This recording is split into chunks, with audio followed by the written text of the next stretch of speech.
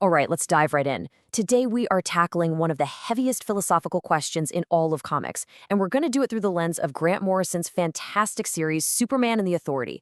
We're going to see what happens when the ultimate Boy Scout, this symbol of absolute good, finally gets fed up and decides he's done asking. You know, it all boils down to this one question, doesn't it? The one that's kind of haunted Superman for decades. I mean, if you have all that power, why not just end war?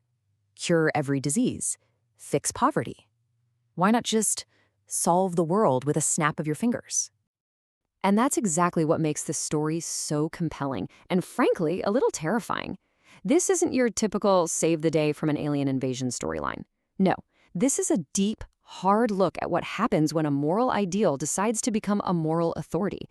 It's a massive gamble, with the entire planet as the poker chip. Okay, so let's get into our first big idea, the ideal versus the real. To even think about enacting his will on the world, Superman has to face this huge internal conflict. It's a battle between who he is as a pure symbol and what he has to do to get the job done, which, spoiler alert, involves getting his hands very, very dirty. This right here, this really frames the core problem. On one side, you have Superman.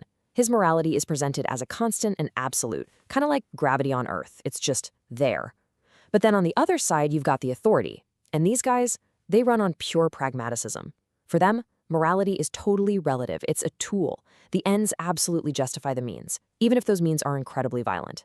So the real question is, can this symbol of absolute good pick up that sword without completely shattering himself?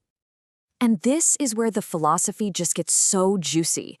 Because if Superman succeeds, what kind of world does he create? Is he risking turning all of humanity into what Nietzsche called the last man? You know, a world that's so safe, so perfectly comfortable, that we all lose the will to try, to create, to struggle, to become anything greater? In his attempt to save us, could he accidentally create a global utopia that's, well, kind of boring and meaningless? So if he wants to change the world without turning us all into cosmic couch potatoes, he needs a different kind of power. And that leads us straight to our next section, the hero's Faustian bargain. To get the kind of political and practical leverage he needs, he basically has to make a deal with the devil. Yeah, see, that's the thing. He can't do this alone. The systems of power are just too dug in. So what's he do? He has to team up with the exact kinds of people he spent his entire life fighting. We're talking cynical operators, killers, people who see the world in shades of gray. He has to trade a piece of his own moral purity, a piece of his soul, really, just for a seat at the big table. And this lays out that transaction perfectly. Look how it starts. Step 1, the goal. It's noble, a fixed and orderly world. Sounds great, right? But then, look at the cascade. The alliance costs him his role as a pure symbol. He's not just an inspiration anymore, he's a player in the game. And that leads to the final chilling step, corruption. He has to embrace his own shadow, the part of him that's willing to use force and intimidation. He basically has to become part monster to fight the world's monsters. So he made the deal. He compromised himself. He's got this new, terrifying power. Which brings us to the big, looming question. Did it even work? Did he get the world he paid for with a piece of his soul? This is it. The whole experiment, all the moral compromises, it all comes down to this one question. After all that, did he actually manage to fix the world?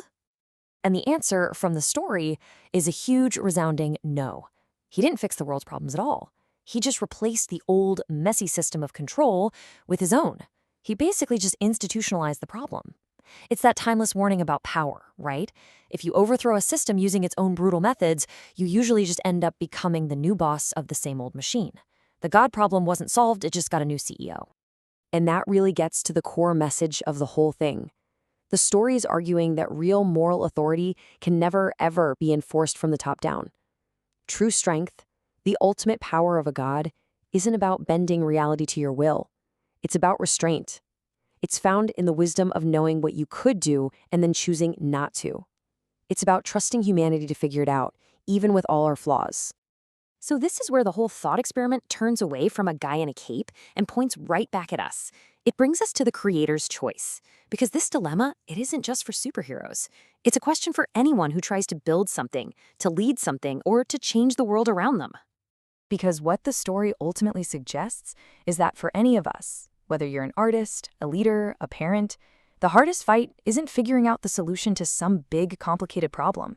The hardest part is looking in the mirror and asking what piece of yourself you're willing to sacrifice to make that solution a reality. And that's the question that Superman and the Authority leaves us chewing on. When we go on our own crusades to make things better, to bring order to the chaos in our own lives, what's the personal price for fixing the world? And more importantly, is it a price we're actually willing to pay?